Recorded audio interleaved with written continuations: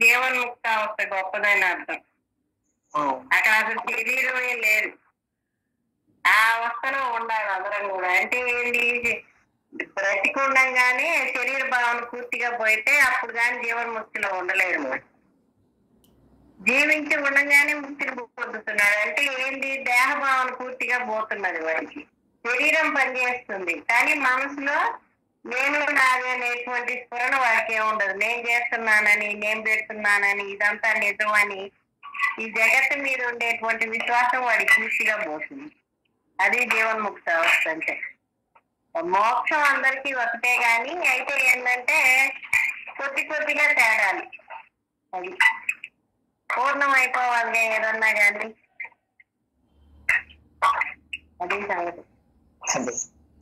గురు పూర్ణిమ అంటే మనం గురువు చెప్పిన వృత్తిలో ఉండటం అన్నమాట.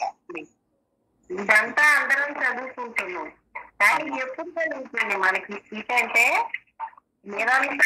నిరంతర సమాధిలో ఉంటే గాని పూర్తిగా దేహభావం వదిలిపోవాలి. వాడి మబ్బులు కనుక సూర్యుని వదిలిపెట్టిపోతే ఎట్లా వెలుగు అట్లా కనిపిస్తుంది అడ్డం లేకుండా పోతే, అలా అయిపోతేనే ఈ పాఠం అంతా అనుభవంలోకి వచ్చింది.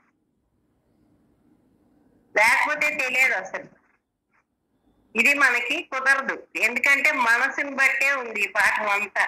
మీ మనసు ఎంతగా శుద్ధి అవుతుందో అంతగా అనుభవంలోకి వస్తుంది. అది శుద్ధి చేసుకోవాలంటే నిరంతరం మీరు సాధన చేస్తే కానీ శుద్ధి కాదు. ఏమాత్రం ఏమాడినా మళ్ళీ మాయ పెరిగిపోతుంది. ఇప్పుడు పిండి మొక్కలు ఉన్నాయి అనుకోండి, రోజు చీపురు పెట్టి చిమ్ముతూ ఉంటే ఆ నేలలో మొలవు కదా మొక్కలు.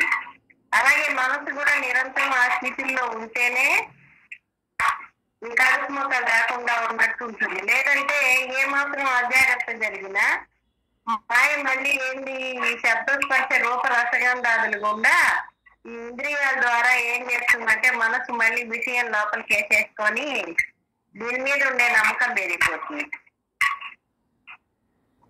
ఈ ప్రపంచం మీద ఉండేటువంటి నమ్మకం పెరిగిపోతుంది. ఇక అప్పుడు ఏమవుతుందంటే మళ్ళీ వెనకబడిపోతాం మనం. అందుకని ఎప్పుడు లైట్ వేసుకుంటే చీకట్రా అన్నట్టు ఆ మనసు ఆ దీంట్లో ఉంటే గాని మనకి పాఠం అంతా అనుభవంలోకి రాదు. ఎవరికైనా అంతే.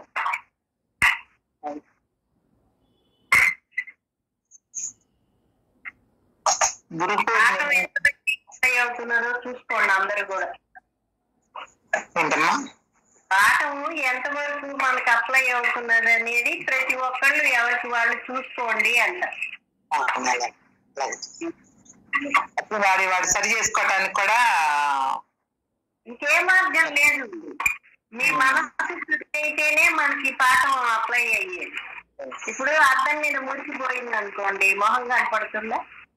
అలాగే మన మనసు కూడా ఏంటి, మంత్రంతో విచారణతోటి శుద్ధవ్వాలి. శుద్ధి అయితే అప్పుడు ఏమవుతుంది, అప్పుడు మనకి పాఠం అర్థం అవుతుంది. అర్థం అవడం కాదు, అర్థమైంది అనుభవంలోకి రావాలి.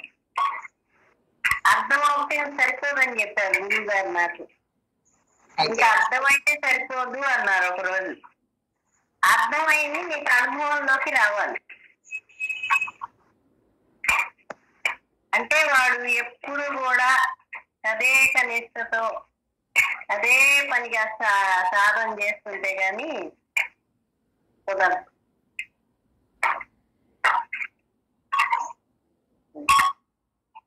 గురు పూర్ణిమ అంటే మనం గురువు చెప్పిన గుర్తులో ఉండటం అన్నమాట. గుర్తు అనేటటువంటిది మనం సహజంగా వచ్చినటువంటి చోటు. అసలు శరీర పద్ధతి అంటే, శరీర లక్షణం అంటే ఏమిటి, గురువు అంటే ఏమిటి, గురువు ఎవరికి సంబంధం లేకుండా దేనితో ఆధారపడకుండా ఉండేటటువంటిది గురుశక్తి. రెండో దానితో ఆధారపడి ఉండేటటువంటిది శరీరతత్వం. శరీరం 3 రకాలు. ఒకటి రెండు భ్రాంతి పడేటటువంటిది. రూపం అనేటటువంటిది సంకల్పం చేత వచ్చింది. సంకల్పం మీద వచ్చినటువంటి రూపం మీద తాడు ఉండి పాము వచ్చినట్లుగా శరీరం ఉండటం చేత ఆభాసగా వచ్చిన భ్రాంతి కలిగింది. అంతా కూడా మనం ఊహించుకున్నదే అని చెబుతున్నారు. రూపం ఎట్లా వచ్చింది?